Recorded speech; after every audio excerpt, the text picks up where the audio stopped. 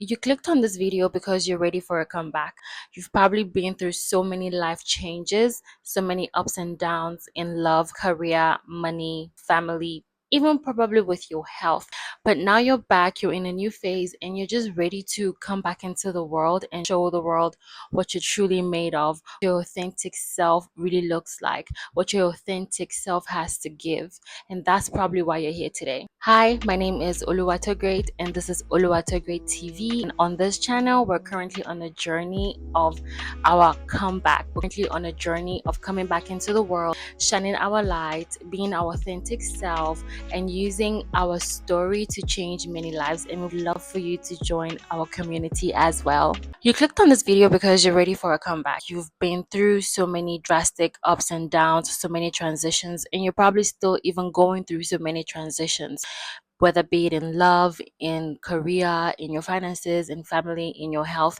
You are just at a point in life where you feel it's time for you to pivot. It's time for you to come back into the world as your authentic self, as your brand new self from everything that you've been through. You feel like you've gained so much wisdom along the line, and it's about time you come back into the world and show off and show out and go after the things that you really desire in life. Well, you've clicked on the right video and you've come to the right community. This is actually a 4-part episode of The Art of the Comeback. The first episode is already uploaded, and this is the second episode, and we'll be diving into why we get doubts and fears and why we need to take the leap of faith regardless, because there won't be a comeback if there wasn't a setback in the first place. In this video, we're going to be touching on why I had to relocate from South Africa back to Lagos and all the noises and the self-doubts and the fear of the unknown that came with it. And you can probably resonate with it as well. That is why I'm so happy to have you here today. Do not forget to subscribe so that we can continue to build a community of really transformative and powerful, impactful minded people who are just ready to go out there and let life unfold in the most creative ways for them. Just to catch up on what I was talking about in the previous video, which is the first episode, we touched a lot on the why I left YouTube, on the why I had to leave YouTube.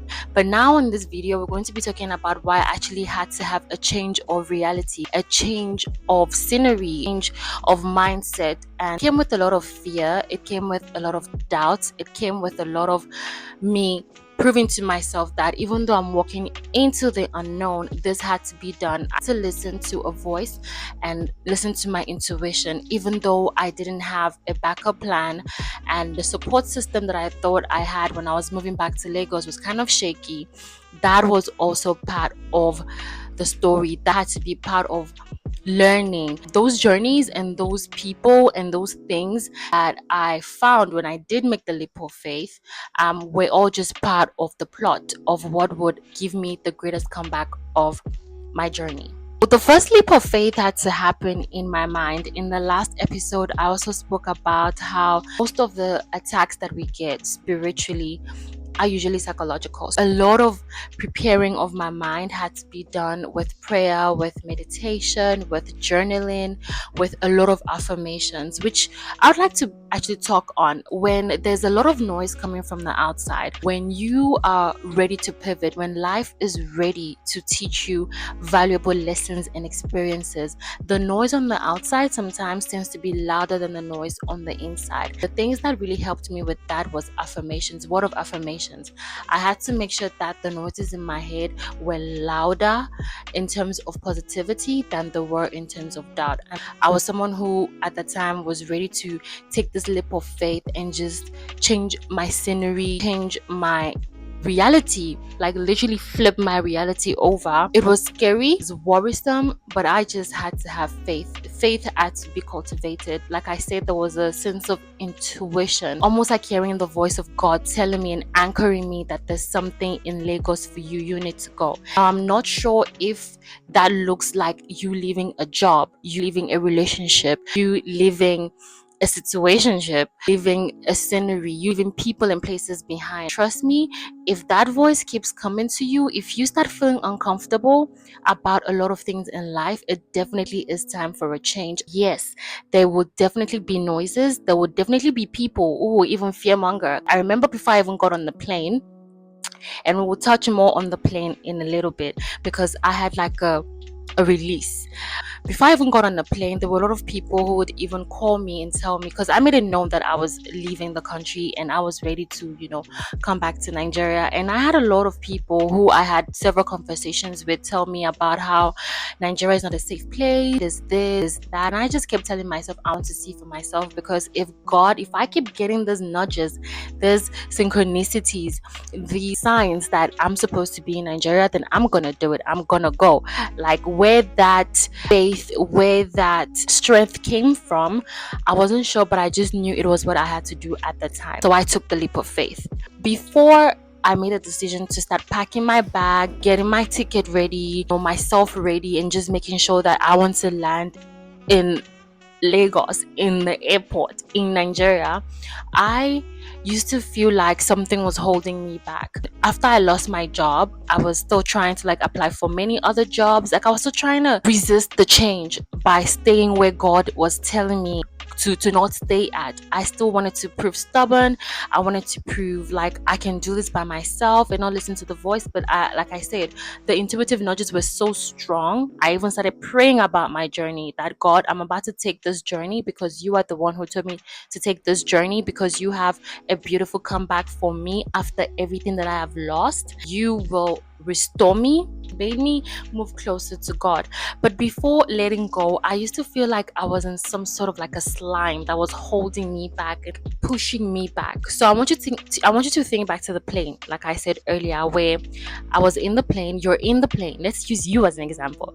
So let's say you're in the plane, you're in the airport, you're in the plane, and it's like the slime followed you to the plane and got on the plane, right? It's a brown, slimy, thick, like a quicksand, but like slimy on the plane, right? And when I got in the plane and sat down, and the plane started lifting off. Now, this is you in the plane is lifting off, but before it did, there was a slime over it.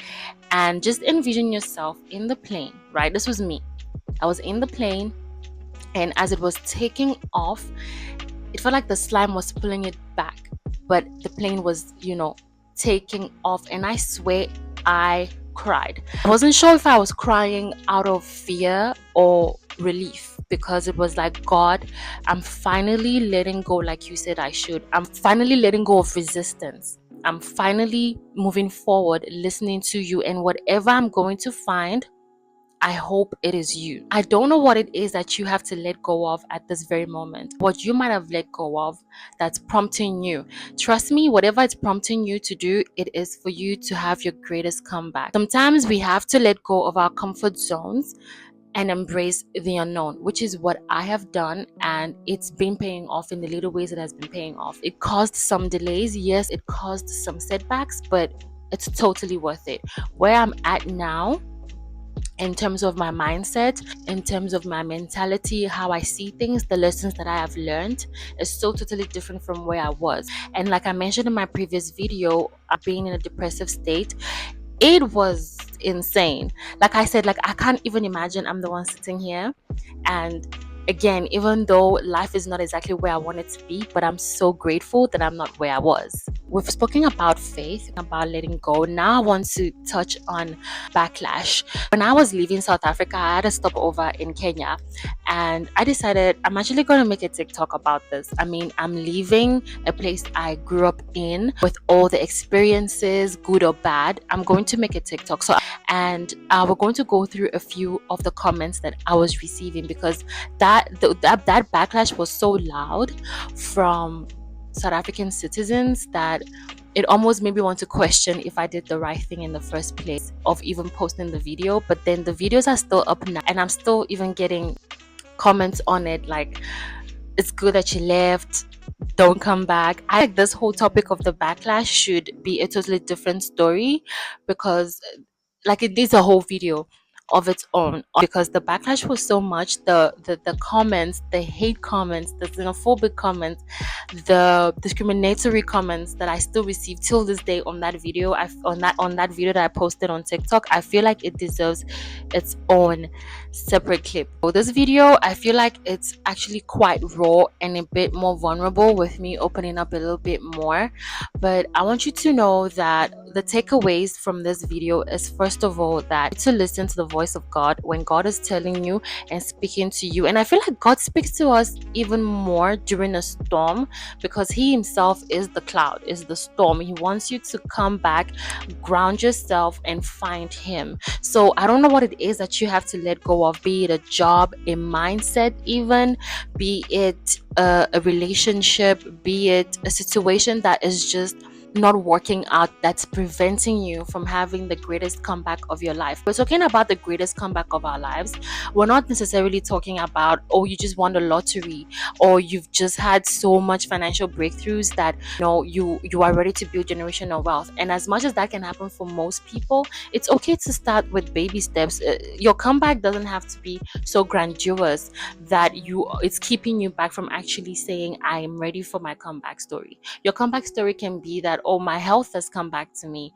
It can be that I finally made that move in my career. I finally transitioned from this career to this career, even though I've been scared to do it for years. It could literally be, oh, I started saving more because I'm earning more. So when we think about our comebacks, I don't want you to think that, oh, we have to be in a space where we're now living in luxury, as much as that can happen for so many people. I want us to have that at the back of our mind.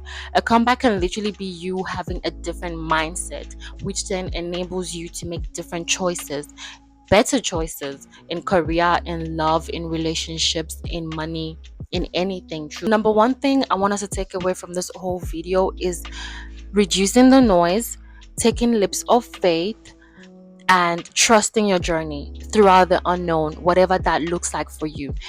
Trusting yourself, trusting your inner voice, trusting your creativity, trusting in yourself, in your instincts, and most importantly, trusting in God, that wherever God guides, He would definitely provide. Thank you so much for watching this episode. I'll definitely see you in the next one. I can't wait for us to build this community of really transformative people who are just authentic, who have been through a lot and are just ready to shine their light and beacon again and come out of whatever depressive state or whatever mindset that is holding them back from the greatest comeback and the greatest breakthroughs of their lives. If you watched up to this moment, I'd love for you to put this emoji in the comment section down below, and make sure to subscribe and leave me a beautiful comment as well. Let me know what it is that you had to let go that has actually transformed your life and your journey so far in ways that you couldn't expect.